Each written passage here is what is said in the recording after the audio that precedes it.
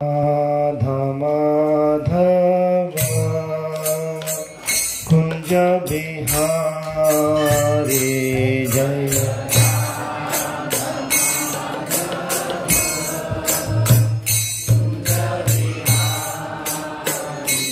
जय राधा माधव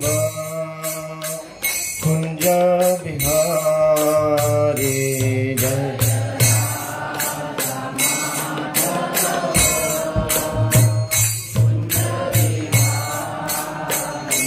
जय गोपी जना वल्लभ गिरिवरधारी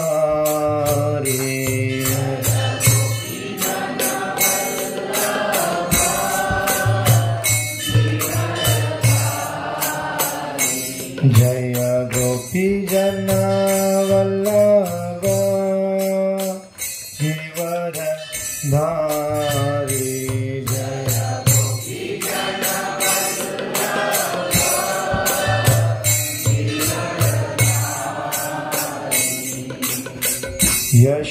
यशोदानंदन ब्रज जन रंजन यशोदा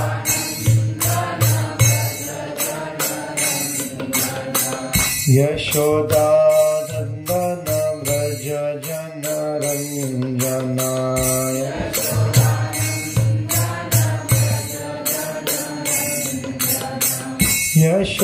यशोदानंदन ब्रज जन रंजन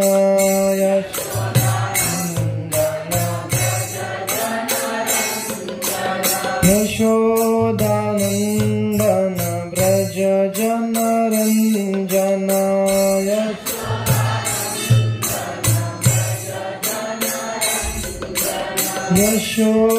यशोदानंदन ब्रज जन रंजन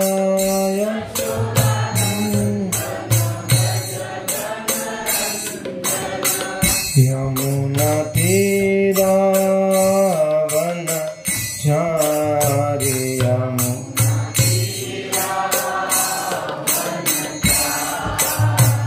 यमुना तीरा वन चारि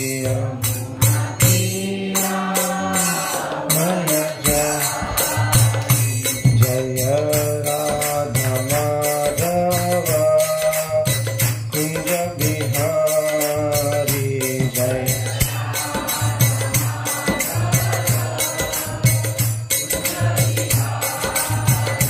जय राधा माधव कुंज बिहारी जय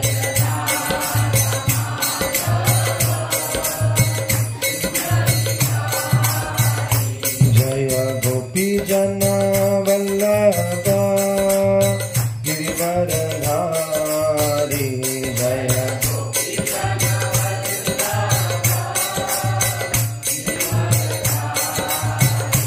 जय गोपी जना वल्लभ गिरिवरधारी जय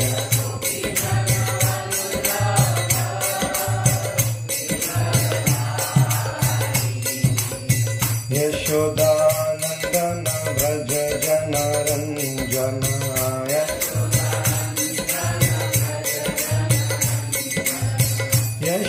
यशोदानंदन ब्रज जन रंजन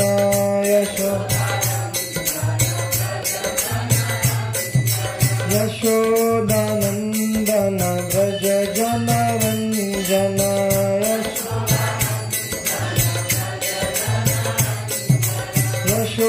यशोदानंदन ब्रज जन रंजन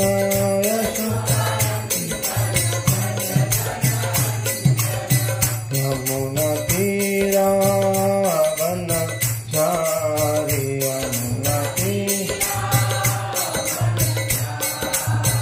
यमुना तीरा वन चारि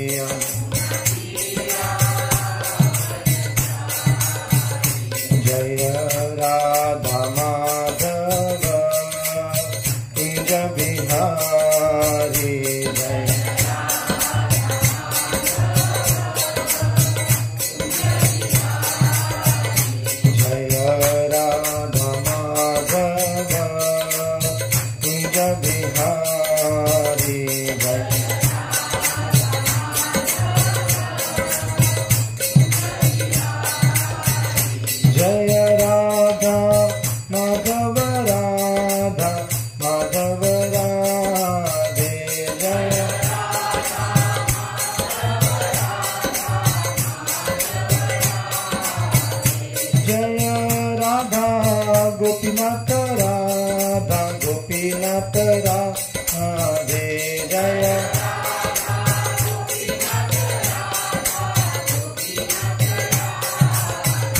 जय राधा गोपीनाथ राधा गोपीनाथ राधे जय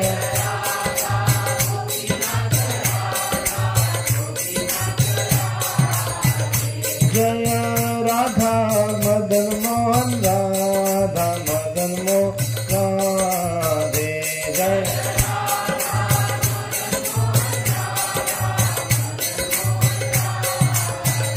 जय राधा गोविंद राधा गोविंद राधे जय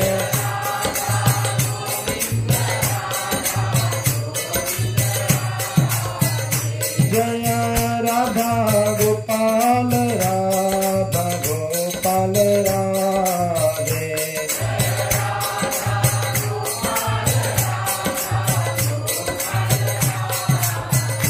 जय राधे जय राधे जय राधे जय श्री राधे जय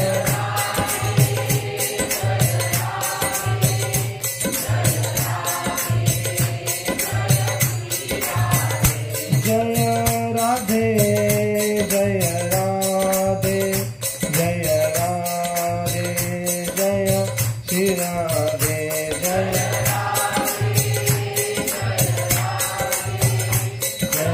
राधे जय श्री राधे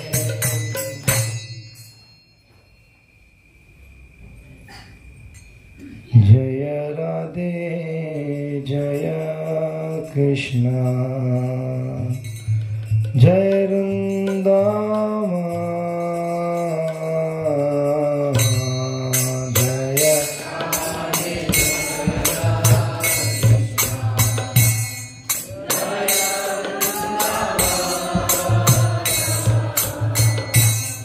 जय राधे जय कृष्ण जय वृंदावन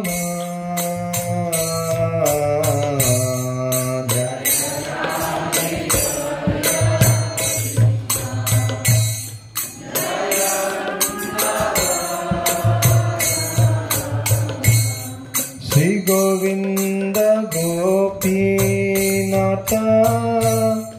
मदन मोहन श्री गोपीनाथ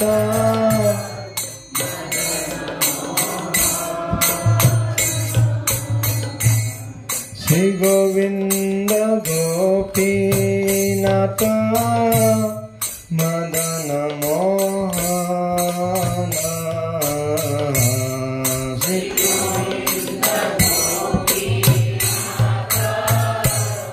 मदन मोहन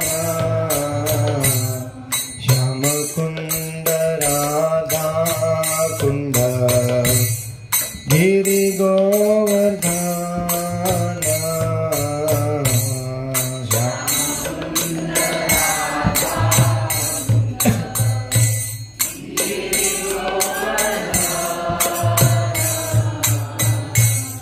श्याम कुंड राधा कुंड गिरि गोवर्धन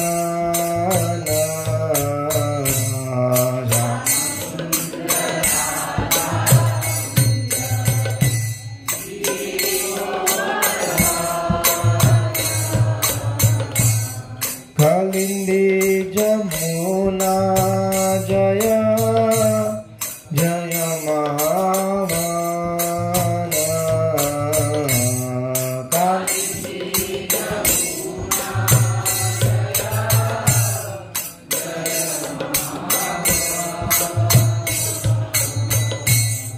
कालिंदी जमुना जय जय महावन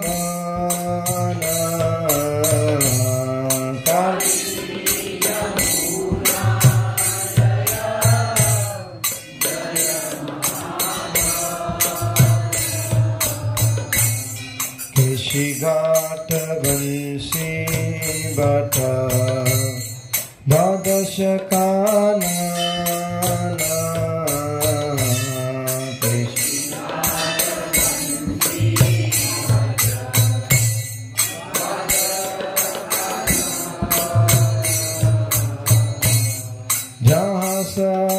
लीला कैलो श्री नंद नंदना दास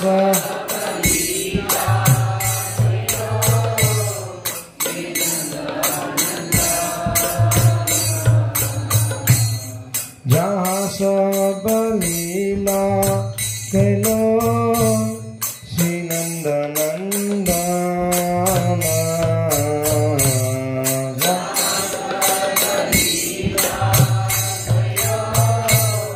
श्री नंद नंदना जय राधे जय कृष्ण जय वृंदावन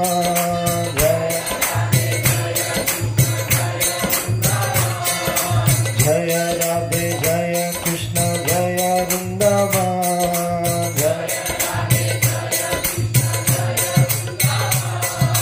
श्री गोविंद गोपीनाथ मदन मोहन श्री गोविंद गोपीनाथ मदन मोहन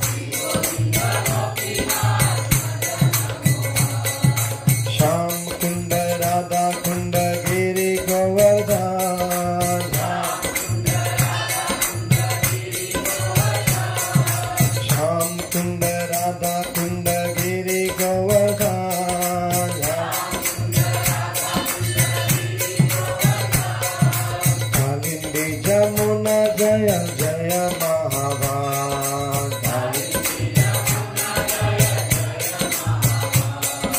कालिंदी जमुना जय जय महावान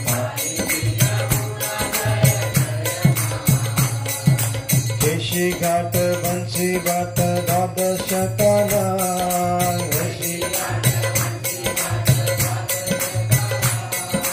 केशी घाट बंसी घाट द्वादश काला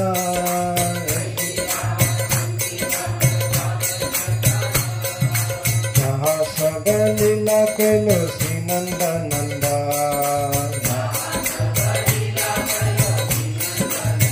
जहाँ सब लीला कैलो श्री नंद नंदा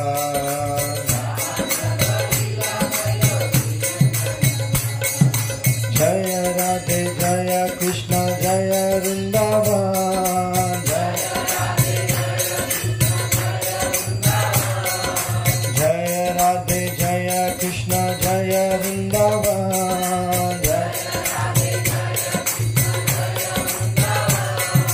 श्री गोविंद गोपीनाथ मदन मोहन श्री गोविंद गोपीनाथ मदन मोहन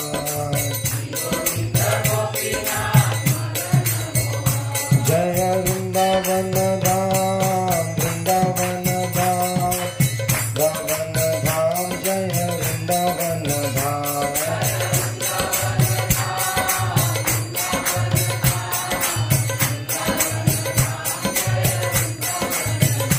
जय वृंदावन धाम वृंदावन धाम वृंदावन धाम जय वृंदावन धाम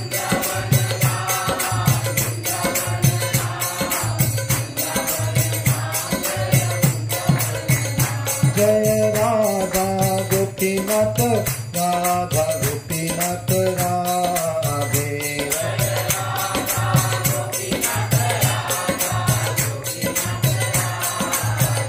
जय राधा गोपीनाथ राधा गोपीनाथ राधे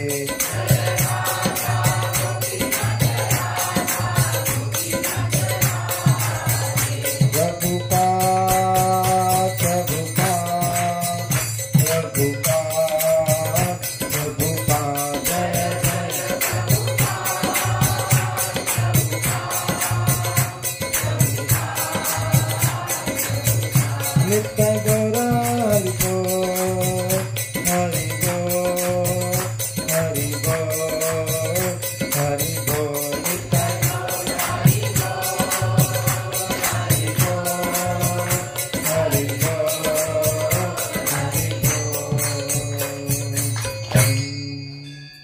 श्री पावन श्री हरिनाम संकीर्तन की श्री श्री राधा गोपीनाथ भगवान की श्री कीरचोर गोपीनाथ भगवान की श्री रेमुना धाम की हरे कृष्ण।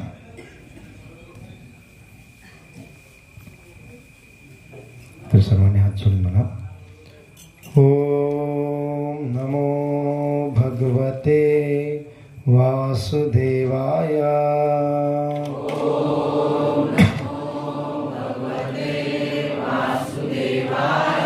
ओम नमो भगवते वासुदेवाय।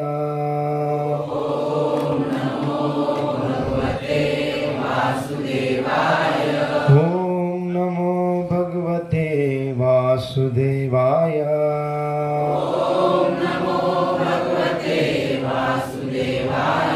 नमो विष्णुपादाय कृष्णपृष्ठाय भूतले श्रीमते भक्तिवेदांत स्वामी इति नामिने। नमस्ते सारस्वती देवे गौरवाणी प्रचारिणे निर्विशेष शून्यवादी पाश्चात्य देश तारिणे। जय श्री कृष्ण चैतन्य प्रभु नित्यानंद श्री अद्वैत गदाधर श्रीवासादि गौर भक्तवृंद। हरे कृष्णा कृष्णा कृष्णा हरे हरे, हरे राम राम राम हरे हरे।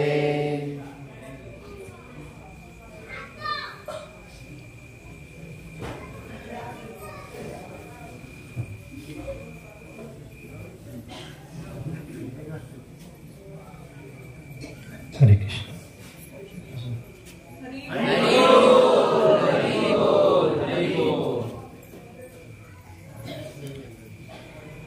तर आज आपण फार विशेष ठिकाणी आलेलो आहोत आणि आपण नेहमी सांगतो की धामामध्ये आपल्याला डोळ्याला आनंद देणाऱ्या वास्तू नसतील, परंतु आत्म्याला लाभ प्रदान करणारे ठिकाण असतं आणि त्यामुळे आपल्याला एक सामान्य ठिकाण वाटेल बाहेरकरी दृष्टिकोनातून, परंतु हे ठिकाण आध्यात्मिक दृष्टिकोनातून फार सामर्थ्यशाली आहे। आणि आपण ज्या विग्रहांचं दर्शन केले हे विग्रह पण फार विशेष आहेत। आपण थोडं विग्रह कसे प्रकट झाले चर्चा केल्यानंतर आपल्याला कळेल की हे विग्रह किती विशेष आहेत। जसं आपण गेल्या काही दिवसांपासून जगन्नाथपुरीमध्ये आणि आसपासच्या भागामध्ये वेगवेगळ्या विग्रहांचे दर्शन करत आहोत आणि ते विग्रह कसे प्रकट झाले ही पण आपण चर्चा करत आहोत। तसंच हे जे विग्रह आहेत गोपीनाथजींचे विग्रह यांच्या प्राकट्याची पण लीला फार विशेष आहे। तर प्रसंग कोणता आहे? प्रसंग त्रेतायुगामधला आहे आणि कोणाच्या अवताराच्या मधला आहे? प्रभू रामचंद्रांच्या अवताराच्या दरम्यानचा आहे। तर मग भक्त किंवा आपल्या शास्त्रामध्ये सांगितलेलं आहे म्हणजे आचार्यांच्याद्वारे की प्रभू रामचंद्र जेव्हा त्रेतायुगामध्ये वनवास लीला करत होते, दशरथ महाराज कैकेयींच्या एक प्रकारे कुटील कारस्थानामुळे प्रभू रामचंद्राला वनवासाला जावं लागलं आणि प्रभू रामचंद्र सीतामाता आणि लक्ष्मणजींच्या सोबत वनवासामध्ये होते आणि त्यावेळेला प्रभू रामचंद्र चित्रकूट पर्वताच्या भागामध्ये जादा काळ वास्तव्य करतात।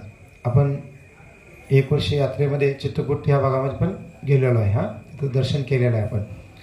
मग त्या भागामध्ये प्रभू रामचंद्र सीतामाता लक्ष्मणजी वास करत होते। अनेक दिवस काय झालं, प्रभू रामचंद्र आणि सीतामाता बसलेल्या होत्या, एकांताचा आनंद घेत होते आणि त्या भागामध्ये जे ऋषीमुनींचे जे आश्रम होते त्यातून तिथल्या काही गायी चरण्यासाठी त्या पर्वतावरती आलेल्या होत्या आणि त्या गायी पाहून प्रभू रामचंद्र हसू म्हणजे स्वतःशीच हसू लागतात, स्मित हास्य करू लागतात त्या गायी पाहून। आणि त्यावेळेला सीतामाता प्रभू रामचंद्रांचं हास्य पाहून त्यांना प्रश्न निर्माण होतो की आपले प्रभू असे एकटेच का हसत आहेत, काय कारण आहे त्याच्या मागे। आणि असं विचार करून सीतामाता प्रभू रामचंद्रांना विचारतात की आपण का म्हणजे आनंदित आहात, हसत आहात, याचं काय कारण आहे। त्यावेळेला प्रभू रामचंद्र सीतामातेला सांगतात की पहा म्हणतात ह्या चित्रकूट पर्वतावर किती सुंदर गायी चरण करत आहेत आणि त्यांना पाहून मला कशा स्मरण होत आहे की मी भविष्यामध्ये एक विशेष अवतार घेणार आहे द्वापर युगामध्ये आणि त्या अवतारामध्ये मी काय करेन गोपाल बनेल, गायींचं पालन करणारा बनेल आणि त्यावेळेला मी अशाच गायी घेऊन गोवर्धन नामक पर्वतावर काय करेन गोचारण लीला करेन आणि त्याचं स्मरण करून मला काय होत आहे आनंद होत आहे आणि तो जो माझा अवतार आहे तो फार विशेष अवतार असणार आहे. त्या अवतारामध्ये माझं जे स्वरूप आहे रूप आहे ते फार सुंदर असेल, लीलाही फार सुंदर असतील असं प्रभू रामचंद्र सीतामातेनं सांगत आहे. आता हे ऐकलं तर सीतामाताच्या हृदयामध्ये उत्सुकता निर्माण होते. त्या म्हणतात की प्रभू तुमच्या त्या अवताराचं जे सुंदर रूप आहे ते पाहण्याची दर्शन करण्याची मला इच्छा आहे. कारण तुम्ही ज्या पद्धतीने आनंदित झालेला आहात, ज्या उत्साहाने बोलत आहात याचा अर्थ निश्चित तेच तुमचं रूप फार सुंदर आणि विशेष असणार आहे आणि त्या रूपाचं मला दर्शन करायचं किंवा पाहायचं आहे. मग प्रभू रामचंद्र काय म्हणतात ठीक आहे म्हणतात काही दिवस म्हणजे जाऊ द्या किंवा मला दे आणि मी तुला काय करेन त्या रूपाचं दर्शन करवेन. मग दुसऱ्या दिवशी प्रभू रामचंद्र सकाळी उठून स्नान केल्यानंतर काय करतात की एकांतामध्ये जाऊन म्हणजे सीतामातेने सांगतात की 2-3 दिवस आता मी पूर्णतः एकांत घेईन आणि एकांतामध्ये जाऊन ते काय करतात एक विशेष पाषाण घेतात आणि आपला जो बाण असतो धनुष्याने बाण असतो तर बाणाचं जे टोक असतं ते अंकुशीदार असतं. तर प्रभू रामचंद्र आपल्या बाणाच्या टोकाने स्वतः त्या पाषाणाला आकृती देऊ लागतात, शिल्पकाम करू लागतात आणि प्रभू रामचंद्र स्वतः ज्या रूपामध्ये ते येणार आहेत द्वापर युगामध्ये भगवान श्रीकृष्णाच्या रूपामध्ये तर त्या रूपाचं भगवान स्वतः काय करतात आपल्या हातातून त्या बाणाने कोरतात त्या दगडावर आणि फक्त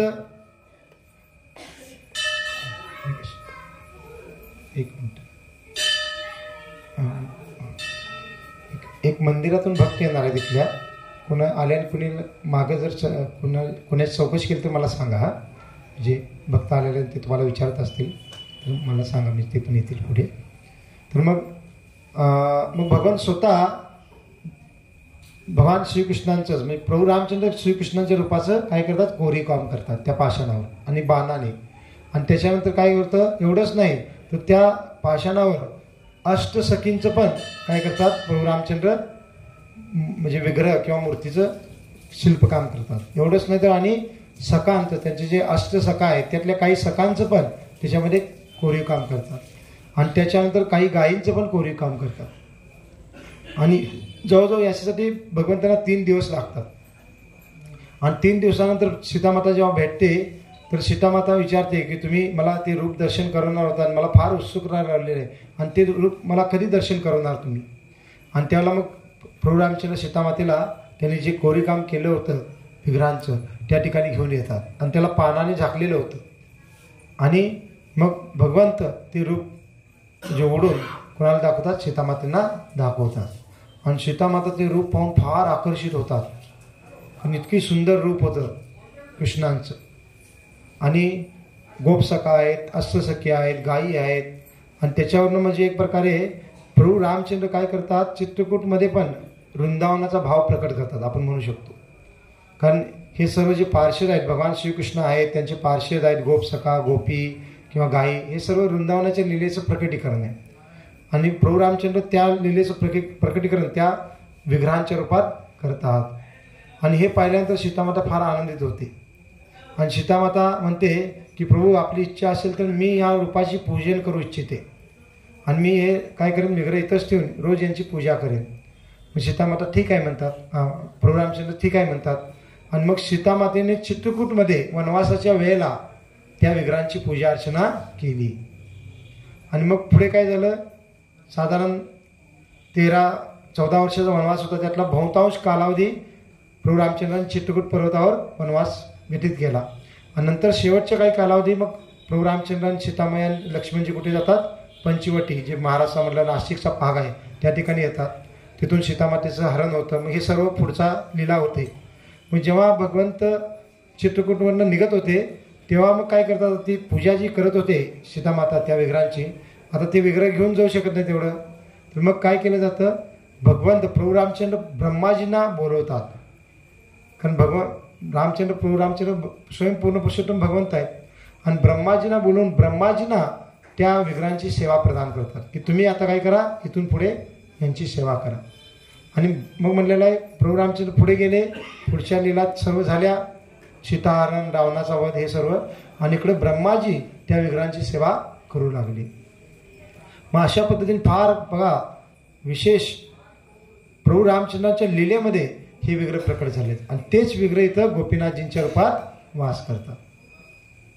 आणि आता इथं कसे आले त्याची पण लीला आहे, परंतु आपण हे पहिला समजून घेतल्यानंतर आपल्याला किती विशेष वाटलं पाहिजे की आपण ज्या विग्रहांचं दर्शन करत आहोत हे विग्रह साधारण नाही आहेत.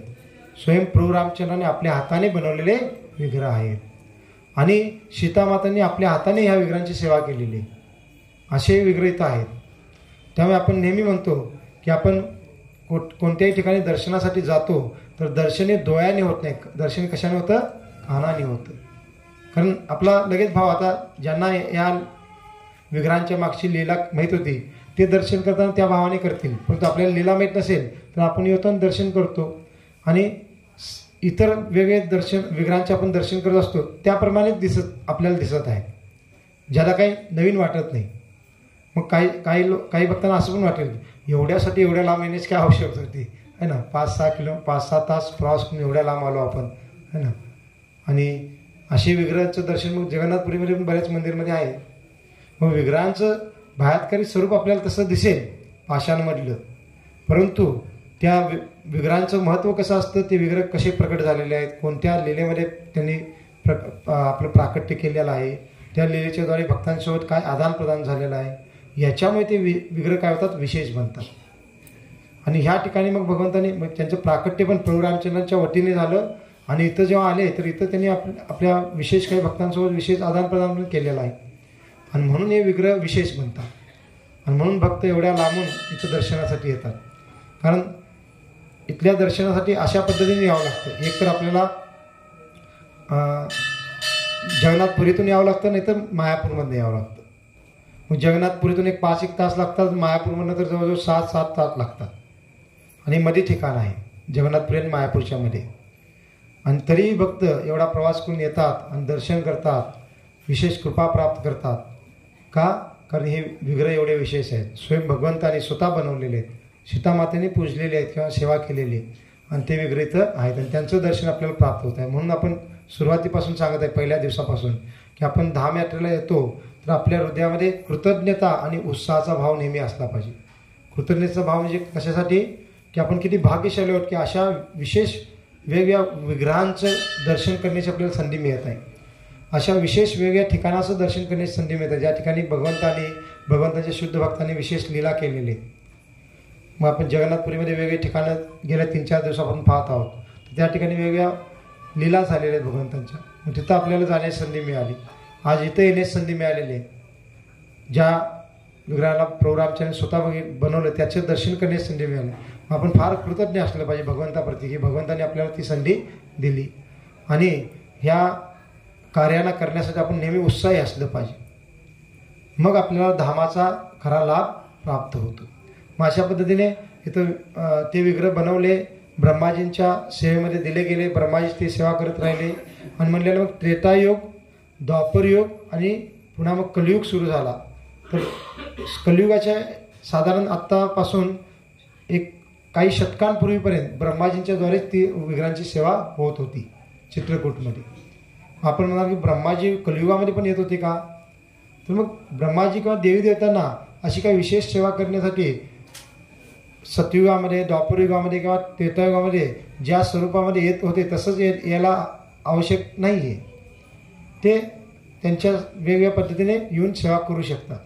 जसं श्रीरंगममध्ये जे मंदिर आहे रंगनाथजींचं, आपण दक्षिण भारत यात्रेमध्ये तिथं गेलो होतो, तर तिथं म्हणलेलं आहे अजूनही बिभीषणजी येत असतात दर्शन करण्यासाठी.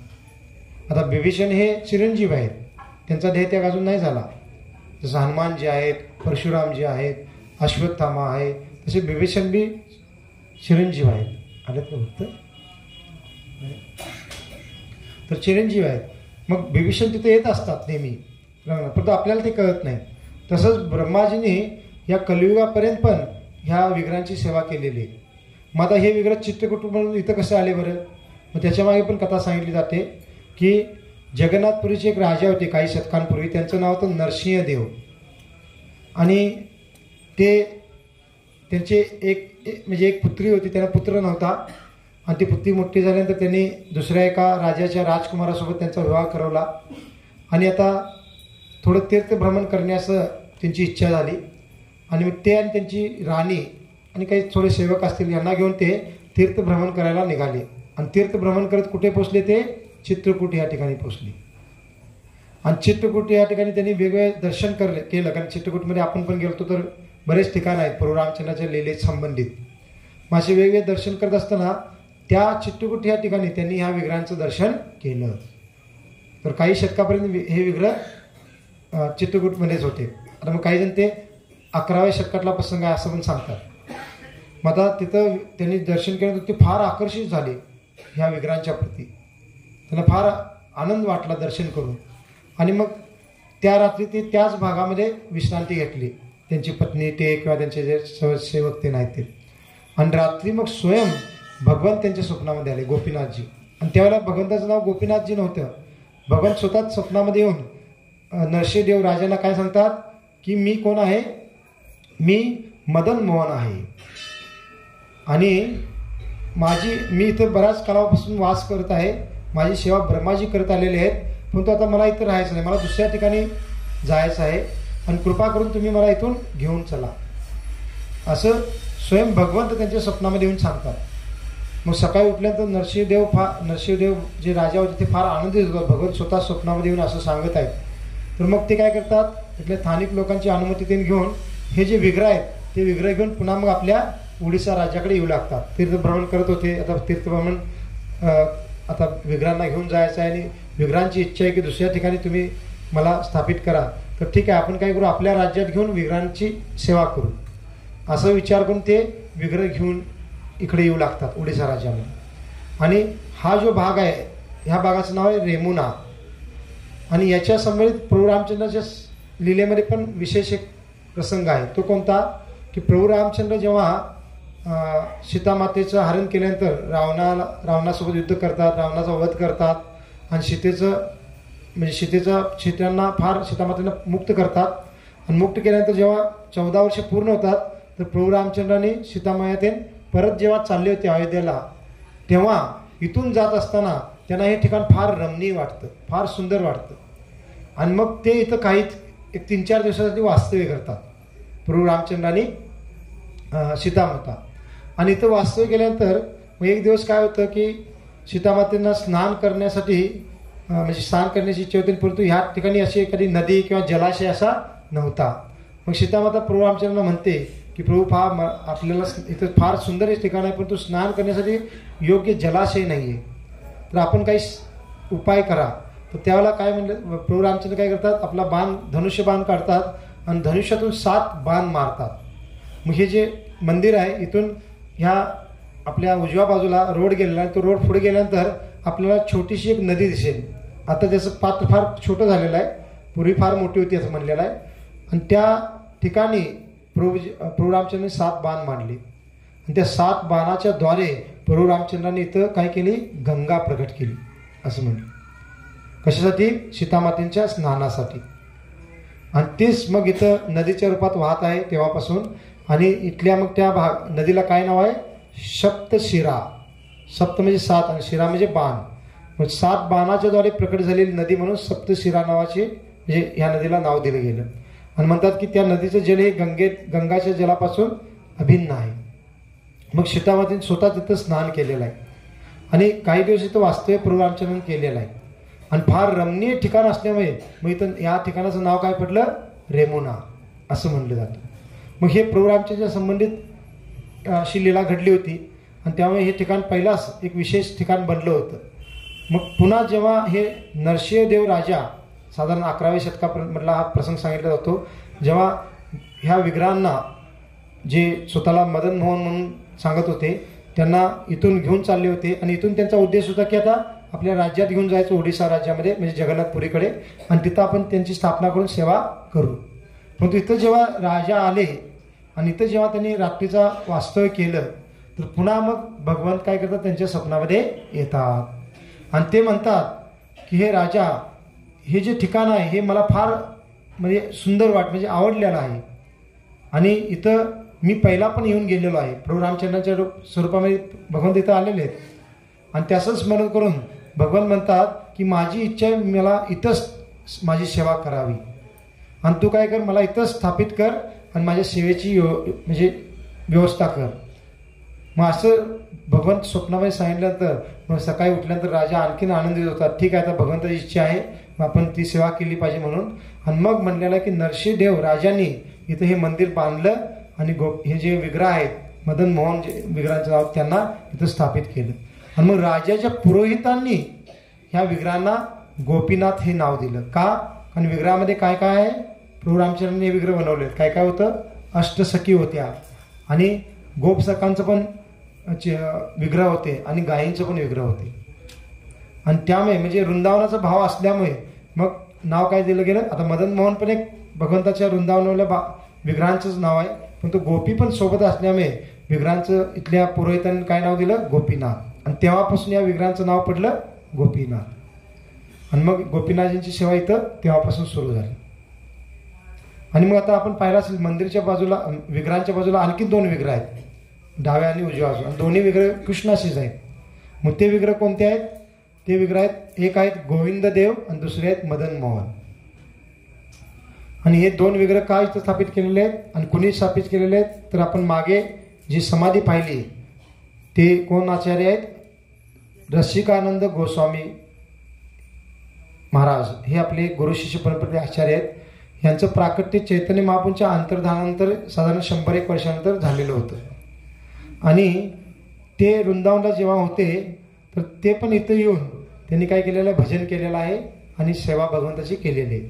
मग जेव्हा ते वृंदावनला होते तर वृंदावनामधून येत असताना श्यामानंद पंडित नावाचे आणखीन एक आचार्य आपले होते, चैतन्य महाप्रभूंच्या नंतर प्रकट झालेले. तर ते आणि रसिकानंद गोस्वामी इथं आले आणि ते येत असताना त्यांनी काय आणलेले आहेत, हे 2 विग्रह आणले आहेत इतर बाजूचे, गोविंददेव आणि मदन मोहन. आणि 2 विग्रह का आणले, कारण आपल्या संप्रदायामध्ये सांगितलं जातं की वैदिक जे काही ज्ञान आहे आपल्या वैदिक सर्व ग्रंथामध्ये, ते ज्ञान 3 विभागामध्ये विभागलेलं आहे. 3 विभाग कोणते, कोण सांगू शकतं? आपलं वैदिक ज्ञान आता मी सांगितलं आपल्याला लगेच लक्षात येईल, परंतु कोण थोडं गेस. सर्व ज्ञान 3 विभागामध्ये विभागलेलं आहे. संबंध ज्ञान, अभिधेय ज्ञान आणि प्रयोजन ज्ञान. मग याच्यावर आपण बऱ्याच वेळा चर्चा करतो. संबंध ज्ञान म्हणजे काय, आपण कोण आहोत, भगवान कोण आहेत, आपला आणि त्यांचा संबंध काय, हे ज्ञान आपल्या वैदिक ग्रंथामध्ये दिलेलं आहे वेगवेगळ्या ठिकाणी, तर त्याला संबंध ज्ञान म्हटलेलं आहे. अभिधेय ज्ञान म्हणजे काय, मग त्या संबंधातून आपण भगवंताची सेवा कशी करायची, कशा पद्धतीने करायची, आपलं काय कर्तव्य आहे, हे जे ज्ञान दिलेलं आहे शास्त्रामध्ये, त्याला अभिधेय ज्ञान म्हटलेलं आहे. आणि प्रयोजन ज्ञान म्हणजे काय, मग भगवंताची सेवा करून आपल्याला काय प्राप्त करायचं आहे, काय साध्य करायचं आहे, तर आपल्याला कृष्ण प्रेम प्राप्त करायचं आहे. मग ह्याला प्रयोजन म्हटलेलं आहे. मग आपल्या वैदिक ग्रंथामध्ये सर्व ठिकाणी ह्या 3 विषयात संबंधित ज्ञान दिलेलं आहे. आणि हे जे 3 विग्रह आहेत, हे 3 विग्रह कशाचे आहेत, ह्या 3 विषयांचे अधिष्ठाता देवता आहेत. मग राधा मदन मोहन हे संबंध विग्रह मानले जातात, राधा गोविंद देव हे अभिधेयाचे विग्रह मानले जातात, आणि राधा गोपीनाथ हे प्रयोजनाचे विग्रह मानले जातात. मग आपण जर संबंध ज्ञान आपल्याला फार दृढ करायचं असेल, आपण आत्मस्तरावर आपल्याला यायचं असेल, कारण आपला भगवंताचे संबंध कोणता आहे, भगवंत परमात्मा आहेत, आपण आत्मा आहोत. पण आता आपण ते विसरून आपल्या शरीराला स्वतः मानत आहोत आणि भगवंताला तर आपण विसरूनच गेलेलो आहोत. मग आपण संबंध स्थापित करण्यासाठी आपण राधा मदन मोहनजींचं उपासना केली पाहिजे. आणि मग प्रयोजन भगवंताची चांगली सेवा करण्यासाठी आपण राधा गोविंद देवांची उपासना केली पाहिजे. म्हणजे अभिधेय याने म्हणजे त्यांच्याची आपलं सेवा करण्यासाठी. आणि प्रयोजन म्हणजे कृष्ण प्रेम प्राप्त करण्यासाठी, कृष्ण प्रेमाचा अनुभव घेण्यासाठी मग आपण राधा गोपीनाथजींची उपासना केली पाहिजे. आणि म्हणून इथं मग श्यामानंद पंडित आणि रसिकानंद गोस्वामी यांनी काय केले, गोपीनाथजी तर पहिला आहेतच, मग राधा मदन मोहन आणि राधा गोविंद देवजींचे विग्रह वृंदावनवरून आणले आणि इथं स्थापित केले. आणि पहा मग इथं हे विशेष आणि मंदिर काय आहे की एकाच मंदिरमध्ये आपल्याला तिन्ही विग्रहांची उपासना करण्यास संधी मिळते. मग यांच्या कृपेने इथल्या ह्या मंदिराच्या द्वारे आपल्याला संबंध ज्ञान, अभिधेय ज्ञान आणि प्रयोजन ज्ञान तिन्ही ज्ञानाचा लाभ प्राप्त होतो. आणि म्हणून पण हे मंदिर विशेष आहे. आणि ह्या तिन्ही विषयाचे आपले आचार्य पण आहेत षड गोस्वामींपैकी. मग संबंध ज्ञानाचे आचार्य कोण आहेत? सनातन गोस्वामी. अभिधेय ज्ञानाचे आचार्य कोण आहेत? रूप गोस्वामी. आणि प्रयोजन ज्ञानाचे आचार्य आहेत रघुनाथ दास गोस्वामी. मग जसे विग्रह आहेत, विग्रहांची उपासना केल्यानंतर आपल्याला ते ज्ञान प्राप्त होतं, तसं आचार्य आहेत तर त्या आचार्यांचं आपण स्मरण केल्यानंतर, त्यांना प्रार्थना केल्यानंतर आपल्याला ते ज्ञान प्राप्त होतं. जसं सनातन गोस्वामींचं आपण स्मरण करू, चिंतन करू, त्यांना प्रार्थना करू तर आपलं संबंध ज्ञान दृढ होतं. रूप गोस्वामींचं आपण प्रार्थना करू, त्यांचं चिंतन करू, त्यांचं स्मरण करू तर आपलं अभिधेय ज्ञान दृढ होतं. आणि रघुनाथ दास गोस्वामींचं आपण चिंतन मनन करू, त्यांना प्रार्थना करू, स्मरण करू तर आपलं प्रयोजन ज्ञान दृढ होतं. मग अशा पद्धतीने आपल्या शास्त्रामध्ये हे सर्व ज्ञान, तत्वज्ञान दिलेलं आहे. आणि म्हणून हे तीन विग्रह इथं पूजले जातात. आणि मग काय झालं की आता राजाच्या द्वारे विग्रह स्थापित केले गेले. आणि मग आता तेव्हापासून आणि हे जो दोन बाकीचे विग्रह आल्यानंतर पण आता सेवा इथं नेहमीप्रमाणे चालू आहे. इथले स्थानिक सेवा करणारे जे पुजारी आहेत त्यांच्याद्वारे. आणि म्हणून हे ठिकाण फार विशेष मानलं जातं. मग आता पुढे आणखीन एक विशेष लीला घडली आणि त्यामुळे हे ठिकाण आणखीनच ज्यादा प्रसिद्ध झालं. आता जेव्हा इथं मंदिर स्थापित केलं गेलं तेव्हा विग्रहांचं नाव काय होतं? गोपीनाथ. पण आत्ता कोणत्या नावाने भगवंतांना संबोधलं जातं? क्षीर शोर गोपीनाथ. मग क्षीर म्हणजे दुधाने बनलेली खीर. मग आपल्या भाषेमध्ये, आपल्या स्थानिक भाषेमध्ये त्याला खीर म्हणतो. मग इथं क्षीर चोर गोपीनाथ किंवा खीर चोर गोपीनाथ म्हणून या भगवंतांना बोलले जातं. मग भगवंताचं असं का नाव पडलं याच्या मागे पण विशेष लीला आहे. आता जुन्या भक्तांना ती लीला माहीत आहे, पण तरी पण आपण ह्या ठिकाणी ती लीला पुन्हा श्रवण केली पाहिजे, है ना. नवीन भक्तांना ही लीला माहीत नाही तर त्यांना ऐकायला फार उत्सुकता वाटेल, पण जुन्या भक्तांना माहीत असताना पण आपण फार ध्यानपूर्वक ऐकू तर आणखी आपल्याला पुढचा अनुभव मिळेल. आणि पहा, आपण ही लीला श्रवण किंवा चर्चा करण्यासाठी ह्या ठिकाणापेक्षा श्रेष्ठ स्थान कुठलं असू शकत नाही. मग खीरचोर गोपीनाथ भगवंताला का नाव पडले ही लीला आपण बऱ्याच वेळेला चर्चा केलेली आहे, विट्यामध्ये केलेली आहे. गेल्या वर्षी वृंदावनमध्ये आपण गोवर्धनच्या पायथ्याशी पण थोडक्यात ती लीला श्रवण केलेली आहे. पण इथं श्रवण करणं आणखी ज्याला त्याचा लाभ आहे. मग खीरचोर गोपीनाथ असं नाव का पडलं तर हे नाव पडण्यासाठी आपल्या गुरुशिष्य परंपरेतले एक विशेष आचार्यांचा एक लीला आहे. ते आचार्य कोण आहेत? माधवेंद्र पुरी. माधवेंद्र पुरी कोण होते तर माधवेंद्र पुरी फार विशेष आचार्य आहेत आपल्या गुरुशिष्य परंपरेमधले.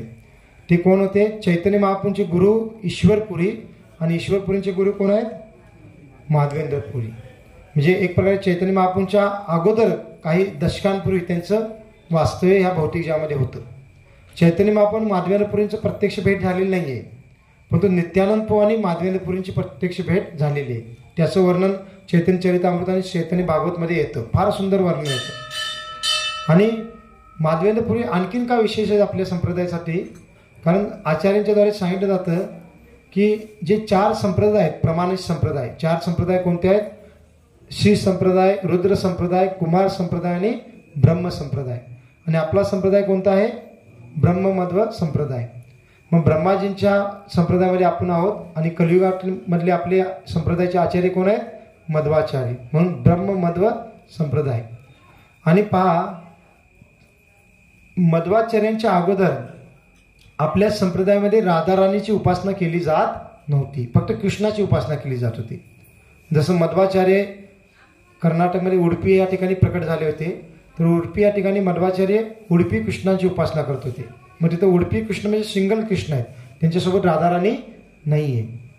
मग आपल्या संप्रदायामध्ये माधवाचार्यांच्या पासून राधाराणीची उपासना सुरू झालेली आहे. कारण वास्तविक याचं पण फार मोठं तत्वज्ञान आहे की म्हणलेलं आहे की ब्रह्माजींच्या एका दिवसामध्ये, म्हणजे ब्रह्माजींचा एक दिवस म्हणजे एक कल्प, आणि त्या एका दिवसामध्ये म्हणजे ब्रह्माजींच्या एका कल्पामध्ये जे स्वयंकृष्ण असतात ते एकाच वेळेला येतात. आता ब्रह्माजींच्या एका दिवसामध्ये, एका कल्पामध्ये किती मनू असतात? 14 मनू असतात.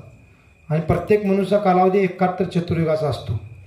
आणि या प्रत्येक मनुच्या प्रत्येक चतुर्युगामध्ये भगवंत वेगवेगळ्या रूपामध्ये अवतार घेत असतात.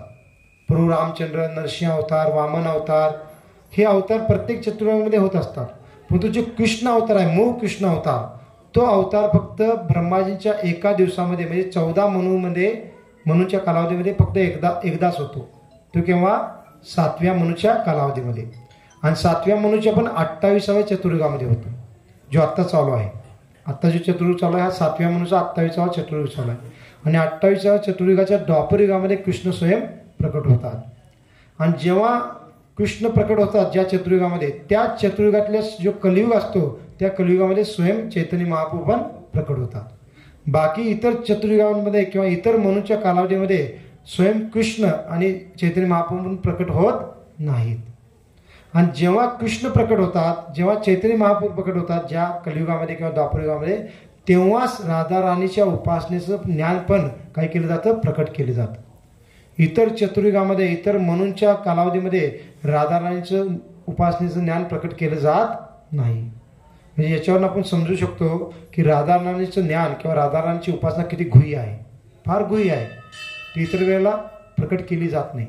मग आता हा जो चतुर्युग आहे, द्वापरयुगामध्ये कृष्ण प्रकट झालेले आहेत आणि कलियुगामध्ये चैतन्य महाप्रभू पण प्रकट होणार आहेत. आणि त्यामुळे राधाराणीचं ज्ञान पण प्रकट करणं आवश्यक आहे. आणि ते ज्ञान प्रकट करण्यासाठी माध्यम कोणाला बनवलं गेलं? माधवेंद्रपुरींना. मग माधवेंद्रपुरी चैतन्य महाप्रभू प्रकट होण्याच्या काही दशकांना अगोदर प्रकट झाले. आणि त्यांनी मग काय केली? कृष्णांसोबत राधाराणीची उपासना सुरू केली. मग आता आपण आपल्या इस्कॉनच्या प्रत्येक मंदिरामध्ये राधा कृष्णाचे विग्रह आहेत किंवा वृंदावनमध्ये प्रत्येक मंदिरामध्ये राधाकृष्णाच्या विग्रहांची उपासना केली जाते. परंतु माधवेंद्रपुरींच्या अगोदर राधाराणीची उपासना केली जात नव्हती. आणि मग तेव्हापासून माधवेंद्रपुरींनी राधाराणीची उपासना सुरू केली. त्याच्या पुढे मग ईश्वरपुरी आहेत, चैतन्य महाप्रभू आहेत, चैतन्य महाप्रभूचे पार्षद आहेत आणि आपण पण आहोत त्यांचे अनुयायी. सर्वजण आता आपण राधाराणीची उपासना करत आहोत. आपल्याला एवढ्या सुलभ पद्धतीने प्राप्त झालेलं आहे. परंतु इतर कालावधीमध्ये राधाराणीचं ज्ञान कोणालाही नसतं किंवा उपासना केली जात नाही. मी फार तत्त्वज्ञानाचं गुह्यता आहे, याचा विषय पण फार मोठा आहे. आपण ज्यादा ती चर्चा करणार नाही, आपल्याला ते जरा किचकट वाटेल.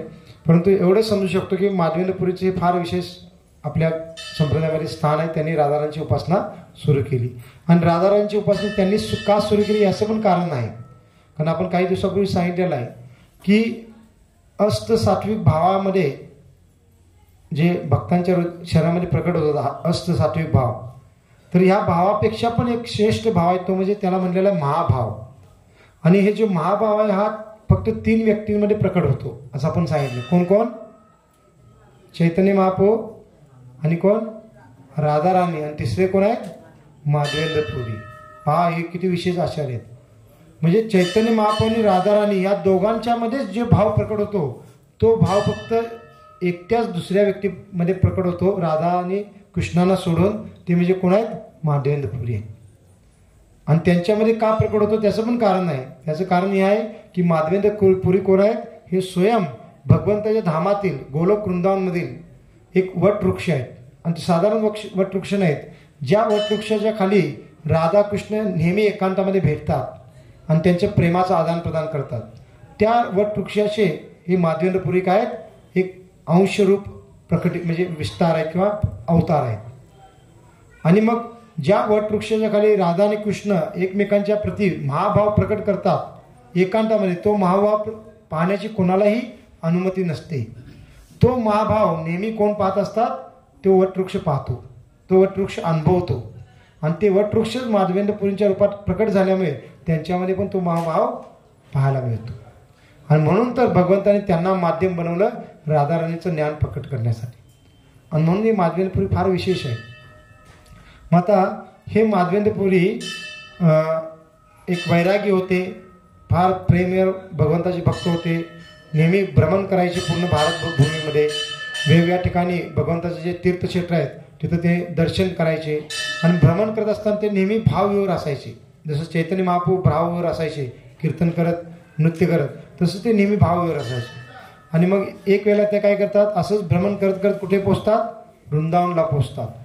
आणि वृंदावनला पोचल्यानंतर ते वृंदावनला वेगवेगळ्या ठिकाणाचं दर्शन करत करत गोवर्धनच्या पायथ्याशी येतात.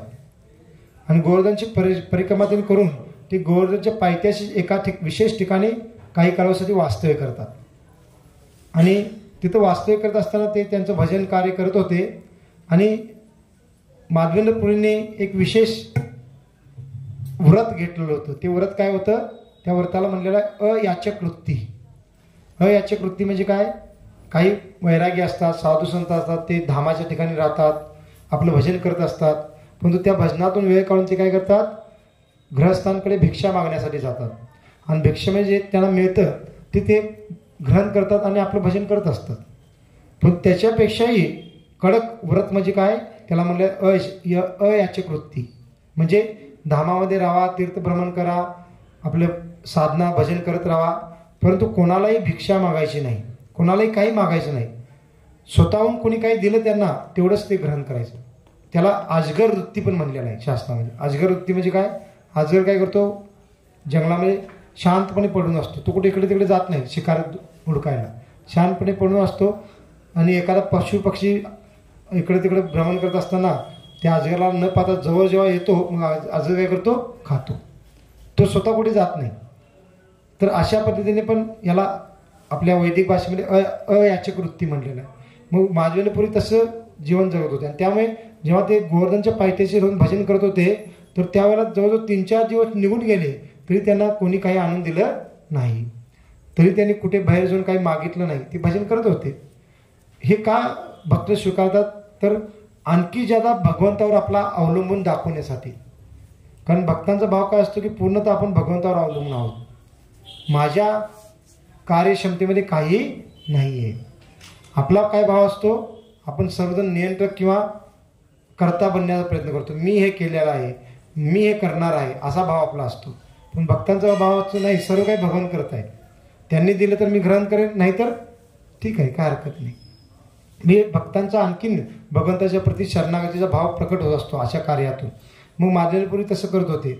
मग 3-4 दिवस गेल्यानंतर एक दिवस काय होतं? सायंकाळच्या वेळेला एक छोटासा बालक येतो. फार सुंदर असा बालक होता. आणि तो बालक गोपवेश धारण केला होता. आणि तो आपल्या हातामध्ये एक मडकं घेऊन येतो. आणि त्या मडक्यामध्ये दूध होतं. आणि तो बालक त्यांच्याकडे येतो आणि त्यांना म्हणतो की हे बाबा पहा, मी तुमच्यासाठी काय आणलेलं आहे? दूध आणलेलं आहे, तुम्ही हे ग्रहण करा. का? कारण मला माहीत आहे तुम्ही गेल्या 3-4 दिवसापासून काही घेतलेलं नाही आहे, तुम्ही हे ग्रहण करा. तर ते माधवेंद्रपुरी त्या बालकाला विचारतात. आणि बालकाला पाहिलं तर ते फार आकर्षित होते. इतका सुंदर बालक त्यांनी कधी पाहिलाच नव्हता. मग ते माधवेंद्रपुरी त्यांना विचारतात की तू कोण आहेस? आणि तुला कसं कळालं की मी 3-4 दिवसापासून काही घेतलं नाही? तर मग तो बालक काय म्हणतो की मी इथं जवळ असणाऱ्या गावामध्येच राहतो. आणि आमच्या गावातल्या ज्या काही माताजी आहेत त्या इथं ह्या ठिकाणी जल ते घेण्यासाठी येत असतात, जल नेण्यासाठी. आणि त्यांनी तुम्हाला पाहिलं आणि ते आमच्या गावामध्ये चर्चा करत होते की असा एक बाबाजी आहे, तो काही कोणाला मागत नाही, 2-3 दिवसापासून उपाशी आहे, असं ते चर्चा करत होते. आणि ते आमच्या घरातल्या माझ्या मैयानी ऐकलेलं आहे आणि माझ्या मैयानी तुम्हाला पाठवलेलं आहे हे दूध देण्यासाठी. आणि तुम्ही ग्रहण करा आणि थोड्या वेळ तर मी येऊन हे माझं मडकं घेऊन जाईन. मग जे माधवेंद्रपुरी म्हणतात ठीक आहे. आणि ते काय करतात? मग ते मडकं ठेवतात आपल्यासोबत आणि तो बालक निघून जातो. पण आता तो बालक निघून गेल्यानंतर काय होतं? माधवेंद्रपुरी भगवंताच्या हरिनामाचा जप करत होते, भगवंताच्या सुंदर रूपाचं चिंतन मनन करत होते. परंतु आता जेव्हापासून तो बालक येऊन गेलेला आहे, त्या बालकाला माधवेंद्रपुरीने पाहिलेला आहे, तेव्हापासून माधवेंद्रपुरी भगवंताचं स्मरण करणं सोडून त्यांचं म्हणजे विसरून जातात. आणि त्या राहून पुन्हा त्या बालकाचंच रूप त्यांच्या हृदयामध्ये येऊ लागतं. आणि त्यांना कळत नाही की हा बालकाचं का मला स्मरण व्हायले पुन्हा. पण तो असो म्हणतात. आणि ते जे दूध आणलेलं आहे ते काय करतात? ग्रहण करतात. आणि ते दूध पिल्यानंतर त्यांना इतका दिव्य आनंद अनुभव होतो. त्यांनी ते विचार करतात की असं अमृतासारखं दूध मी कधीच ग्रहण केलं नाही. आणि मग ते दूध ग्रहण करतात. आणि तो बालक पुन्हा येणार होता असं म्हणायला आहे, त्याची वाट पाहू लागतात. कारण त्यांना एवढं आकर्षण निर्माण झालं होतं, केव्हा तो बालक परत येईल आणि त्याला पाहायला मला मिळेल अशापर्यंत त्यांची उत्सुकता निर्माण झाली. परंतु काय होतं? बराच वेळ होतो तरी काही बालक तो येत नाही. आणि ते वाट बघत राहतात. रात्र होते तरी पण ते वाट बघत राहतात, तरी बालक येत नाही. आणि शेवटी मग बरीच रात्र झाल्यानंतर ते थकलेले होते तर झोपी जातात. त्यांना पण कळत नाही, ते म्हणजे आपण जसं पेंगत झोपी जातो तसं ते झोपून जातात. आणि झोपल्यानंतर त्यांना रात्री स्वप्नामध्ये तोच बालक येतो. आणि ते बालक आता कोणत्या रूपामध्ये होते? बालकृष्ण रूपामध्ये होते. पहिला ते साधारण एका गोप बालकाच्या वेशामध्ये आले होते, पण तो स्वप्नामध्ये जेव्हा तो बालक आला तर त्यांनी पितांबर धारण केला होता. त्याच्या केसांमध्ये फार सुंदर असं मोरपंख होता. त्याच्या पितांबरामध्ये एक बासुरी खोवलेली होती. अशा स्वरूपामध्ये त्यांनी माधवेंद्रपुरीला स्वप्नामध्ये दर्शन दिलं. त्यावेळेला माधवेंद्रपुरी स्वप्नामध्ये ओळखतात की हा बालक कोण आहे? स्वयं कृष्ण आहे. आणि तेव्हा त्यांना कळतं की मी का ह्या बालकाप्रती एवढा आकर्षित होत होतो. आणि त्यावेळेला तो बालक म्हणतो की मीच आलो होतो तुला हे दूध देण्यासाठी आणि माझी इच्छा आहे तुझ्याकडून एक विशेष सेवा करून घेण्याची. आणि ती म्हणजे काय की या गोवर्धनच्या वरच एक विशेष ठिकाण आहे. आणि तो बालक काय करतो? स्वप्नामध्येच माधवेंद्रपुरींना त्या विशेष ठिकाणी घेऊन जातो स्वप्नामध्ये आणि ते ठिकाण दाखवतो. आणि ह्या ठिकाणी मी जमिनीमध्ये आहे आणि तुम्ही मला वर काढा आणि काय करा? माझी सेवा सुरू करा. असं स्वप्नामध्ये कृष्ण काय करतात? माधवेंद्रपुरीला सांगतात. आणि सकाळी उठल्यानंतर माधवेंद्रपुरी त्या स्वप्नात जेव्हा स्मरण करतात तर त्यांच्या डोळ्यातून अश्रू येऊ लागतात. ते फार दुःखी होतात. त्यांना फार दुःख होऊ लागतं, वाईट वाटू लागतं, रुदन करू लागतात. का? कारण स्वयं कृष्ण आले पण तुम्ही ओळखू शकलो नाही. त्यांनी मला दर्शन दिलं परंतु मी ओळखू शकलो नाही. अशा वेळी त्यांना फार दुःख होतं. पण त्याचा भगवंताने एक सेवा पण दिलेली आहे. मग ते आपलं जरा रुदन किंवा दुःख बाजूला करून काय करतात? मग गावामध्ये जाऊन काही वृंदावनाशांना एकत्रित करतात आणि पडलेल्या स्वप्नाबद्दल सांगतात आणि चला म्हणतात त्या ठिकाणी ते जे विशेष ठिकाण आहे तिथं आपण काय करू? भगवंताला बाहेर काढू. म्हणजे वृंदावनवासी ते काही असं उकरण्याचं साहित्य जसं कुदळ आहे, फावडा आहे असं घेऊन तिथे येतात. आणि जे स्वप्नामध्ये ठिकाण दाखवलं होतं त्या ठिकाणी बरोबर माधवेंद्रपुरी सर्वांना घेऊन येतात आणि तिथं मग जमीन उकरू लागतात. आणि भगवंतांनी सांगितल्याप्रमाणे खरोखरच त्या जमिनीतून काय होतं? फार सुंदर गोपालजींचं रूप प्रकट होतं. श्री गोपाल भगवान की. आणि ते रूप कसं होतं? भगवंतांनी गोवर्धन धारण केलेलं आहे त्याच स्वरूपामध्ये ते रूप होतं. जसं आपण गोवर्धन पूजा केली आपली गेल्या महिन्यात तर त्यावेळेला आपण आपल्या भक्तांनी एक गोवर्धन रूप केलं होतं. म्हणजे भगवंत त्रिभंग ललित आणि हात डावा त्यांचा असा आहे. तर तसं ते रूप होतं. आणि गोपाल असं नाव त्यांना म्हणजे भगवंतांनी मी गोपाल रूपात तिथं वास करतो असं सांगितलं होतं. मग माधवेंद्रपुरीने त्या रूपांना बाहेर काढलं आणि तिथं जसं ते विग्रह प्राप्त झाले किंवा दिसले तर सर्व वृंदावनाशी आनंद करू लागले, जय जयकार करू लागले. ही वार्ता हा म्हणता सर्व परिसरामध्ये पसरली. सर्व लोक दर्शनासाठी येऊ लागले. आणि आता भगवंत एवढ्या केव्हापासून होते माहीत नाही, खाली जमिनीतून काढलेले आहेत. त्यांना स्थापित करण्याच्या अगोदर त्यांचं सर्व अभिषेक म्हणा पूजाविधी करणं आवश्यक आहे. तर सर्व लोक काही लोक दूध घेऊन येऊ लागले, कोण दही घेऊन येऊ लागले, कोण तूप घेऊन येऊ लागले, मध म्हणा सर्व असे अभिषेकचे साहित्य आणलं गेलं. आणि माधवेंद्रपुरींच्या म्हणजे मार्गदर्शनाखाली सर्व वृंदावनवासींनी काय केला?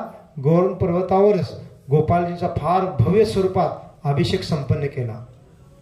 फार सुगंधित द्रव्य आणले गेले, तेल आणलं गेलं, भगवंताच्या शरीराला त्याला मालिश केलं गेलं आणि चांगल्या पद्धतीने भगवंताला काय केला? अभिषेक करवला. भगवंताचा त्यानंतर सुंदर अशा वस्त्राने शृंगार करवला. सुरुवातीला तर त्यावेळेला भगवंताला एका शिलेवरच स्थापित केले, कारण अजून मंदिर नव्हतं. आत्ताच कुठं ते प्रकट झालेले आहेत. आता सध्या तिथं मंदिर आहे गोवर्धनच्या पर्वतावर, छोटंसं खालनं दिसतं. आपण ते वर जाऊ शकत नाही. विग्रह तिथं नाहीत. आता ते मूळ विग्रह कुठं आहेत? राजस्थानमध्ये नाथद्वारा नावाचं ठिकाण आहे, तिथं आहे.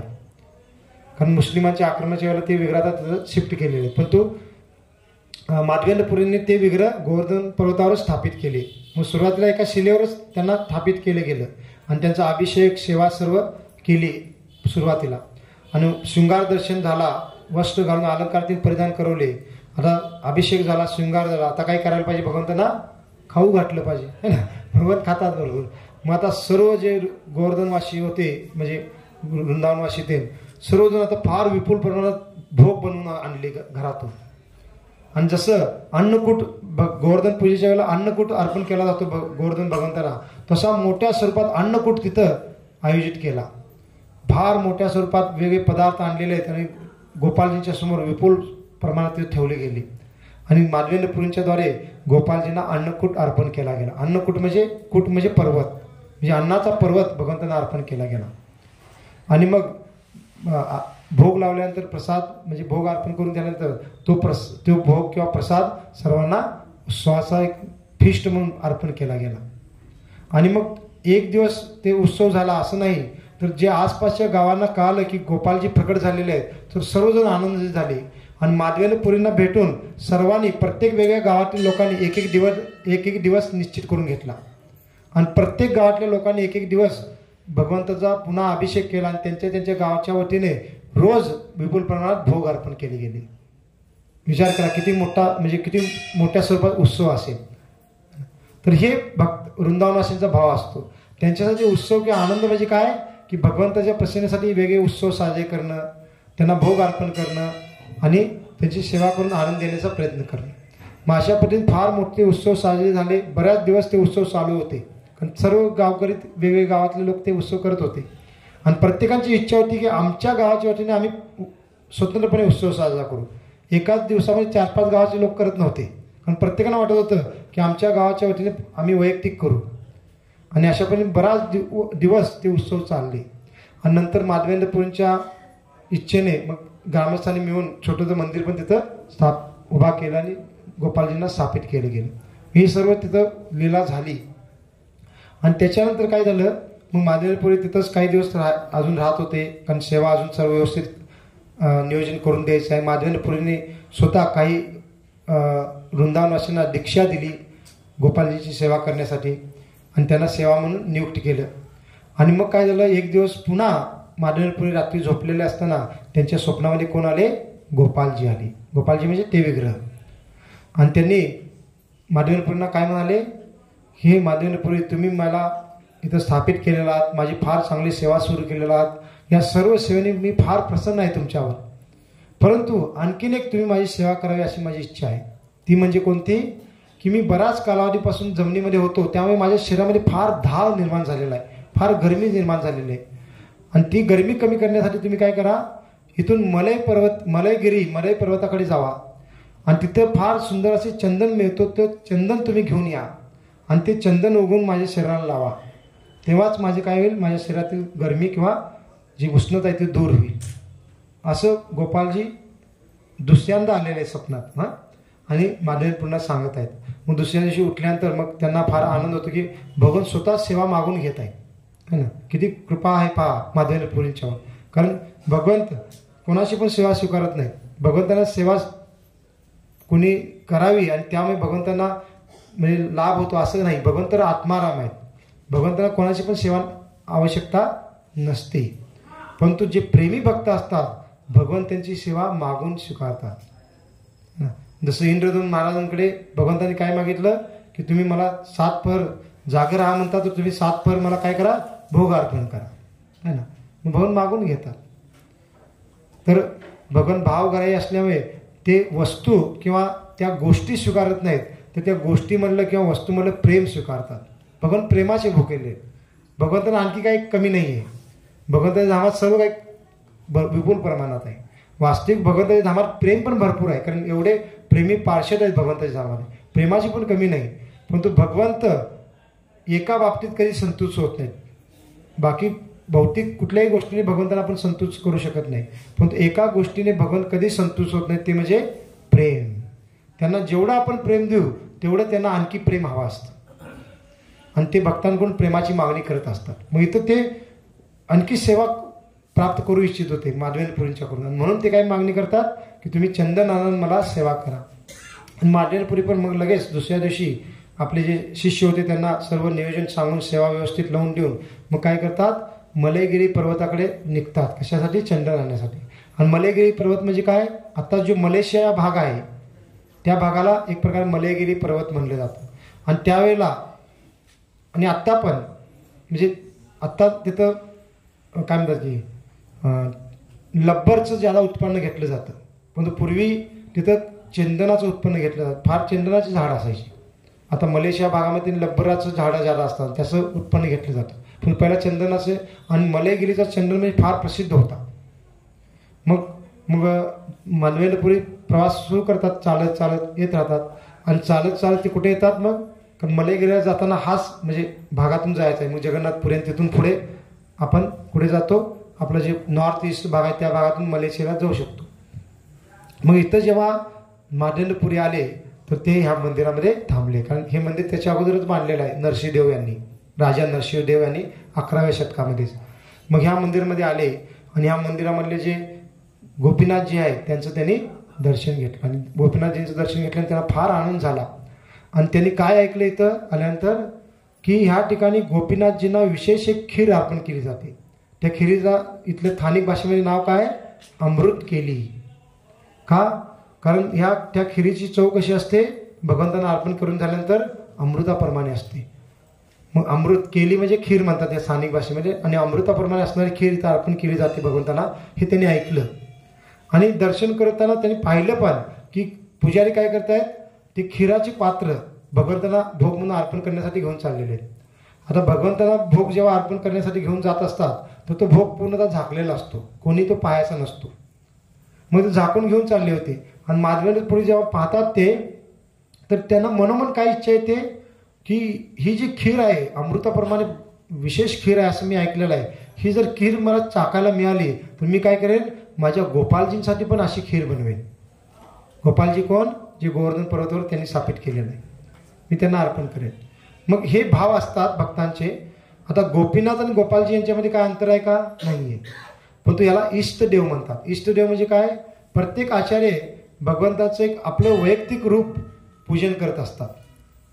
आणि त्या वेगवेगळ्या रूपांचे त्यांच्या वैयक्तिक नावं असतात आणि त्यांना ते इष्टदेव मानतात. जसं रूप गोस्वामी राधा गोविंद देवजींची सेवा करत होते, सनातन गोस्वामी राधा मदन मोहनजींची सेवा करत होते, किंवा गोपाल भट्ट गोस्वामी राधा रमणजींची सेवा करत होते. मग सर्व कृष्णच आहेत, परंतु त्यांचे वैयक्तिक विग्रह आहेत आणि ते स्वतः त्याची सेवा करत आहेत. जसं जगामध्ये असणारे सर्व जे छोटे छोटे मुलं आहेत ते मुलंच आहेत, परंतु तरी पण आपल्या मुलाप्रती विशेष प्रेम असतं, है ना. आता इतरांची मुलं आणि आपली मुलं बाहेर काही दुसऱ्या ते दोघे पण मुलंच आहेत, परंतु आपण आपल्या मुलावर ज्यादा प्रेम करतो कारण ती आपली मुलं आहेत. तसंच भक्तांचा भाव काय असतो की भगवंताचे वेगवेगळे स्वरूप आहेत वेगवेगळ्या ठिकाणी, परंतु आपण जी पूजा करणारे स्वरूप आहे त्याच्याबद्दल आणखी ज्यादा प्रेम असतं आणि त्याच्यामध्ये काही चुकीचं पण नाही आहे. मग माधवेंद्रपुरी विचार करतात की गोपीनाथजींना जी खीर अर्पण केली जाते ती जर मला चाकायला मिळाली तर मी गोपालजींना पण तसंच भोग लावेल. भाव काय होता, मला चाकायला मिळावे हा उद्देश होता का, नाही. मला चाकायला मिळालं तर मी गोपालजींना पण तसे भोग लावेल, म्हणजे गोपालजींना आनंद देण्याचा भाव त्यांचा होता. परंतु लगेच त्यांच्या मनामध्ये येतं की पहा अजून भोग लावला नाही, पुजारी घेऊन चाललेले आहेत आणि मी काय विचार करतोय, मला चाकायला मिळाले तर मी फार चुकीचं आहे. कारण कधी तसा विचार करायचा नसतो. माताजींनी पण समजून घेतलं पाहिजे. आपण घरामध्ये भगवंतांना भोग बनवत असताना आपण मला चाकायला मिळालं तर असं आपण कधी विचार करायचा नाही. आणि माताजी लोक तसा विचार करत नाहीत, परंतु माताजी लोकांचा मुलांच्याबद्दल पतींच्याबद्दल भाव असतो की माझ्या पतीला आवडतं, माझ्या मुलाला आवडतं, त्यांना चांगलं वाटेल म्हणून मी बनवत आहे. तर आता ठीक आहे, अजून आपण काही तेवढ्या उच्च स्तरावर गेलो नाही, म्हणून आपल्या मुलाला आवडतं, आपल्या पतीला आवडतं म्हणून आपण करतो आणि मग आपण भगवंतांना भोग लावून आपण खातो. सुरुवातीला कनिष्ठ स्तर असू शकतो, परंतु हळूहळू आपण भाव बदलला पाहिजे. कारण खरे भोक्ता कोण आहेत, भगवंत आहेत ना. मग आपण जे काही बनवत आहोत ते भगवंतांना आपण अर्पण करण्यासाठी बनवत आहोत असं म्हणून भाव ठेवून बनवला पाहिजे. नंतर आपली मुलं पण घेतील, आपले पती पण घेतील, त्यांना पण आनंद मिळेल. परंतु पहिला आनंद कोणाला द्यायचा आहे, कृष्णांना द्यायचा आहे. मग हा भाव असतो भक्तांचा. आणि त्यामुळे त्यांना फार वाईट वाटलं आणि अपराध वाटला की मी किती मोठा अपराध केला, भगवंतांना भोग लावण्याच्या अगोदर खाण्याची इच्छा केली.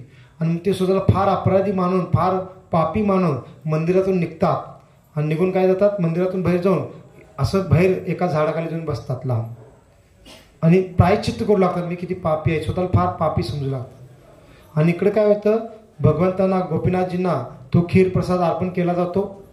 आणि अर्पण केल्यानंतर जे पुजारी आहेत ते जे भांडं असतं खिरीचं, मडकी, ती मडकी उचलून बाहेर येतात आणि मग पुन्हा तो प्रसाद इथल्या भाविकांना वाटला जात होता, ते वाटला जातो. आणि मग सायंकाळी काय होतं, गोपीनाथजी पुजारी गोपीनाथजींना विश्रांती देतात, त्यांचं मंदिराचं दरवाजा पण बंद करतात आणि मग आपल्या ठिकाणी जाऊन पुजारी झोपतात. आणि इकडं जे माधवेंद्रपुरी आहेत ते मात्र त्यांना झोप येत नव्हती, ते त्या झाडाखाली बसून प्रायश्चित्त करत होते, स्वतःला फार कोसत होते, भगवंताला क्षमा मागत होते. आणि त्या क्षमा भावनेमध्ये त्यांना झोप पण येत नव्हती, त्या स्थितीमध्ये होते. आणि रात्री काय होतं, गोपीनाथजी त्या पुजाऱ्यांच्या स्वप्नामध्ये येतात आणि काय म्हणतात, रात्री म्हणजे साधारण पहाटेची तर वेळ होती आणि गोपीनाथजी म्हणतात त्या पुजाऱ्याला की उठ म्हणतात आणि मी काय केलेलं आहे माझ्या मागे एक खिरीचं पात्र लपवून ठेवलेलं आहे. कोणासाठी तर माझे एक फार विशेष भक्त आले होते. त्यांचं नाव आहे माधवेंद्र पुरी आणि त्यांनी ती खीर चाखण्याची इच्छा केली होती परंतु त्यांना अपराध वाटला म्हणून ते इथून निघून गेलेले आहेत माझा प्रसाद न घेता आणि त्यांच्यासाठी मी एक विशेष खीर काढून पात्र मागे काढून ठेवलेलं आहे आणि तुम्ही काय करा ते पात्र त्यांना द्या असं गोपीनाथजीच्या पुजाऱ्यांना म्हणतात आणि अदृश्य होतात. आणि हे जेव्हा स्वप्न पाहतात ते पुजारी ते एकदम आश्चर्यचकित होतात की गोपीनाथजीने असं कसं मला सांगितलं.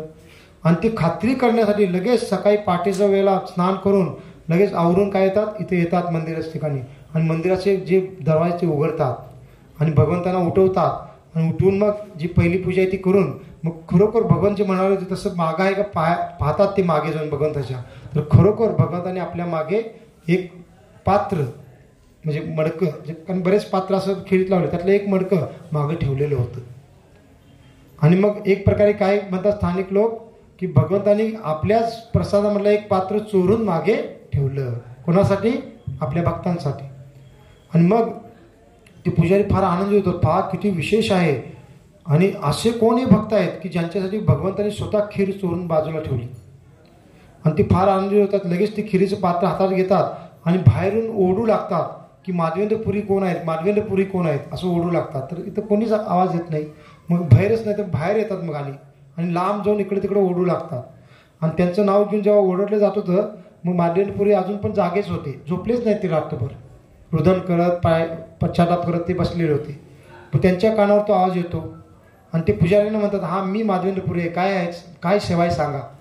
तर त्यावेळेला पुजारी तिथे येतात आणि त्यांच्या हातामध्ये काय होतं सुंदर असं अमृत केलीचं पात्र होतं आणि ते काय करतात माधवेंद्रपुरीला देतात आणि म्हणतात पहा तुम्ही किती भाग्यशाली आहात तुम्ही किती विशेष भक्त आहात की स्वयं गोपीनाथजींनी तुमच्यासाठी ही खीर चोरून ठेवलेली आणि ते माझ्या स्वप्नामध्ये आले त्यांनी स्वतः मला सांगितलं तुम्हाला हे देण्यासाठी आणि मी तुम्हाला देण्यासाठी येतो आणि मी स्वतः किती भाग्यशाली की तुमचं मला दर्शन होतं असं ते पुजारी म्हणतात.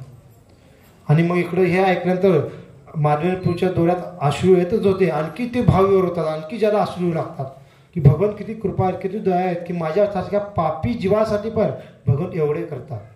तर हे भक्तांचा भाव असतो. ते असं म्हणाले हा पहा मी किती विशेष आहे असं म्हणाले ते उलट हे म्हणतात की मी किती पापी आहे मी खाण्याच्या अगोदर विचार केला तरी पण भगवंतांनी माझ्यासाठी ही खीर काढून ठेवली. आणि ते काय करतात ते ग्रहण करतात प्रसाद म्हणून आणि ही वार्ता थोड्याच वेळात पूर्ण रेमुनामध्ये पसरते आणि सर्व लोक ते माधवेंद्रपुरीचं दर्शन करण्यासाठी येऊ लागतात की एवढे कशी विशेष भक्त आहेत की त्यांच्यासाठी भगवंतांनी खीर चोरून ठेवली. आणि सर्वजण म्हणजे मान सन्मान देऊ लागतात त्यांचा जय जयकार करू लागतात माधवेंद्रपुरींचा आणि माधवेंद्रपुरी ते खीर पण ग्रहण करतात प्रसाद म्हणून. फार त्यांना आनंद होतो त्यांना चव पण कळते आता गोपालजींना लावण्यासाठी. आणि माधवेंद्रपुरी बघ पहा किती त्यांना विशेष वाटलं होतं की ते फक्त खीरच ग्रहण करत नाहीत खीर ग्रहण करतात आणि ते जे पात्र होतं ज्याच्यामध्ये खीर आणली होती ते पात्र पण आपल्या सोबत ठेवतात. आणि पुढे जाऊन ते काय करतात ते पात्राला दगडाने पूर्ण बारीक करतात मातीप्रमाणे का कारण त्या पात्राला पण गोपीनाथजींचा पर्स झालेला आहे. ते पात्र पण आता साधारण नाही आहे आणि त्या पात्राचं असं दगडाने ठेचून पूर्ण बारीक मातीसारखं पावडर करतात आणि आपल्या उपरण्यामध्ये बांधतात. आणि इथून पुढे जेव्हा ते जातात मलेगिरीला पुढे तर ते जात असताना रोज त्या पात्राच्या त्या बारीक केलेल्या मातीतून छोटा एक चिमटभर घेऊन ते खात होते. आणि तो पण प्रसाद आहे त्याला पण टाकणं योग्य नाही. आता एकदम खाल्लं तर शरीराला काहीतरी हे तर होईल पण रोज ते छोटं छोटं चिमट त्यातून काय करत होते भक्षण करत होते गोपीनाथजींचा प्रसाद म्हणून. एवढं त्यांना ते विशेष वाटलं. आणि एवढ्यात जरा आणखी सकाळ होईपर्यंत सर्वांना काळ लोक येऊ लागले त्यांना त्यांचा जय जयकार करू लागले त्यांना प्रणाम करू लागले त्यांना त्यांचा म्हणजे विशेष आशीर्वाद घेण्याचा प्रयत्न करू लागले. मग माधवेंद्रपुरींना हे योग्य वाटलं नाही कारण भक्तांना कधी मान सन्मानाची अपेक्षा नसते है ना. एखादा भौतिक व्यक्ती असेल त्याला मान सन्मान मिळत असेल तर तो आणखी ज्यादा तिथं दिवस राहील. लोकांनी माझं पूजा अर्चना करावी अशी त्याची भावना असते भौतिक लोकांची परंतु भक्तांची भावना नसते. भक्तांना उलट मान सन्मान नको असतो. आणि मग माधवेंद्रपुरी काय करतात लगेच तिथनं निघतात तिथं ज्यादा वेळ थांबत नाहीत कारण आणखी लोक येतील माझी प्रसिद्धी वाढेल आणि ते त्यांना नको होतं. लगेच ते पुढे कुठे निघतात मलेगिरीला जाण्यासाठी निघतात. आणि मलेगिरीला जात असताना कुठून जावं लागतं जगन्नाथपुरीतूनच जावं लागतं. मग ते प्रवास करत करत कुठे पोचतात? जगन्नाथपुरीला पोचतात. आणि माधवेंद्रपुरी जगन्नाथपुरीला पोचायच्या अगोदर ही वार्ता तिथं पोचली होती. कोणती वार्ता? की माधवेंद्रपुरी जगन्नाथपुरीला येत आहेत आणि ते पुढे मलयगिरीला जाणार आहेत. कशासाठी? चंदन आणण्यासाठी. आणि त्यांच्यासाठी नेमुनामध्ये गोपीनाथजींनी खीर चोरून ठेवली होती. मग एवढे विशेष भक्त येत आहेत. तर जगन्नाथपुरीमधले जे पंडा पुजारी होते ते अगोदरच तयारी करून राहिले माधवेंद्रपुरीचं स्वागत करण्यासाठी. तर ख्याती एवढी त्यांची पसरली तिकडं. आणि जेव्हा त्या पुजाऱ्यांना कळालं जगन्नाथपुरीतल्या की माधवेंद्रपुरी मलयगिरीला कशासाठी चाललेले आहेत? चंदन आणण्यासाठी चाललेले आहेत. मग चंदन आणण्यासाठी आणि एवढं पुढे जाण्याची काय आवश्यकता आहे? कारण जगन्नाथपुरीमध्ये पण राजांच्या द्वारे भरपूर मलयगिरीत चंदन आणून ठेवलं होतं. कोणासाठी? जगन्नाथजींच्यासाठी. मग राजाच्या अनुमतीने त्यातलं जेवढं आवश्यक चंदन आहे जवळजवळ 2 मन म्हणलेलं आहे. 2 मन म्हणजे किती? 1 मन म्हणजे 20 किलो. 20 किलो असतं ना, माहिती ना? 40 किलो असतं का? 40 किलो का 20 किलो असतं म्हणजे 1 मन असेल. मग जवळजवळ 40 किलो सोनं म्हणजे 1 मन सोनं नाही चंदन. मग त्या पुजाऱ्यांनी कोणाला देव केलं? माधवेंद्रपुरीला. आणि त्यांना म्हणाले तुम्ही पुढे जाऊ नका, त्रास घेऊ नका, आम्ही देतो, हेच चंदन तुम्ही गोपालजींसाठी घेऊन जावा. आणि एवढंच नाही तर एक सेवक पण त्यांना जोडून दिला तिथल्या जगन्नाथपुरीतल्या भक्तांनी. का? कारण एवढं चंदन आहे ते एकटे कसे घेऊन जाणार. आणि मग त्यांना सेवक दिला आणि ते चंदन घेऊन मग माधवेंद्रपुरी परत गोपालजींच्या सेवेसाठी वृंदावनला येऊ लागले. आणि येत असताना ते कुठे आले? परत मार्गावर पुन्हा हे रेमुना ठिकाण आलं. मी तर कारण दर्शनासाठी आता प्रसिद्ध झालेच होते परंतु त्यांना दर्शन करायचं होतं गोपीनाथजींचं. आणि गोपीनाथजींच्या दर्शनासाठी 12:30 झाले. आता दर्शन पण झालं. सर्वांनी दर्शन केलेलं आहे ना? Okay, very good. तर मग माधवेंद्रपुरी इथं आले आणि मग पुन्हा इथं आल्यानंतर इथल्या पुजाऱ्यांनी इथल्या भक्तांनी पुन्हा त्यांचं स्वागत केलं. काही दिवस वास्तव्य करण्यासाठी सांगितलं. मग ह्या सर्व भक्तांच्या इच्छेने माधवेंद्रपुरी काही दिवस इथं वास्तव्य करतात. आणि वास्तव्य केल्यानंतर मग ते चंदन जे आणलं होतं आता ते पुढे घेऊन जाणार होते. परंतु मग आता गोपालजी 3ऱ्या वेळेला त्यांच्या स्वप्नामध्ये येतात. पहिल्या वेळेला केव्हा आले होते? त्यांनी गोवर्धनवर मी कुठे आहे ते सांगितलं. दुसऱ्या वेळेला केव्हा आले होते? माझ्यासाठी चंदन आणा असं गोपालजींनी सांगितलं. आणि इथं ह्या रेमुनाच्या ठिकाणी गोपीनाथ मंदिरमध्ये गोवर्धनमधले गोपालजी त्यांच्या स्वप्नामध्ये आले. आणि गोपालजी काय सांगतात की हे माधवेंद्रपुरी तुमच्या सेवेने मी फार प्रसन्न झालेलो आहे. माझ्यासाठी तुम्ही एवढं कष्ट घेऊन चंदन इतकं इथं आणलेलं आहे. आता तुम्ही एवढं चंदन वृंदावनमध्ये आणण्याची आवश्यकता नाही. का? कारण माझ्यामध्ये आणि गोपीनाथजींच्यामध्ये काही अंतर नाही आहे. आणि तुम्ही हे काय करा, हे चंदन घेऊन ह्या चंदनाने इथं गोपीनाथजींची सेवा करा. इथं तुम्ही सेवा कराल तर मला वृंदावनमध्ये सेवा प्राप्त होईल. आणि हे गोपालजी स्वप्नामध्ये माधवेंद्रपुरींच्या सांगतात. आणि माधवेंद्रपुरी सकाळी उठले फार आनंदित होतात. आणि ते सर्व प्रसंग इथल्या स्थानिक पुजाऱ्यांना सांगतात. इथले पुजारी पण आनंदित होतात. आणि मग ते जे चंदन आणलं होतं ते चंदन मग गोपीनाथजींना लावण्यासाठी इथं सुरू होतं. आणि तो कालावधी कोणता होता? अक्षय तृतीयाच्या नंतरचा. आणि त्याच्यानंतर जवळजवळ 21 दिवस मग ते चंदन उगवून पूर्ण गोपीनाथजींच्या शरीराला लावलं गेलं. आणि त्याचं स्मरण म्हणून पण आज आपण काय करतो, पूर्ण आपल्या इस्कॉनच्या मंदिरमध्ये किंवा कुठलेही आपले पंढरपूरचं मंदिर आहे किंवा तिरुपती मंदिर आहे, सर्व ठिकाणी अक्षय तृतीयापासून 21 दिवस पुढे काय करतात? भगवंताच्या शरीराला चंदन लावतात. मग अशा पद्धतीने इथं ती चंदनाची लीला झाली. आणि मग माधवेंद्रपुरी मग इथून पुन्हा वृंदावनला जातात. आणि वृंदावनमध्ये काही काळासाठी वास्तव्य करतात. आणि पुन्हा भ्रमण वेगळ्या ठिकाणी करतच राहतात. आणि शेवटच्या कालावधीमध्ये मग जेव्हा माधवेंद्रपुरी फार वयस्कर झाले होते, ज्याला भ्रमण करत नव्हते, तेव्हा माधवेंद्रपुरी कुठे येतात? पुन्हा ह्या ठिकाणीच येतात. कारण आता त्यांना एवढं विशेष प्रेम झालं होतं गोपीनाथजींच्याबद्दल. आणि इथे येतात आणि मग शेवटचं जे भजन त्यांचं जे कालावधी आहे त्यांनी इथंच व्यतीत केलेलं आहे माधवेंद्रपुरींनी. आणि शेवटी जे अंतर्धान आहे त्यांचं ते पण कुठं झालेलं आहे? रेमुनामध्येच झालेलं आहे.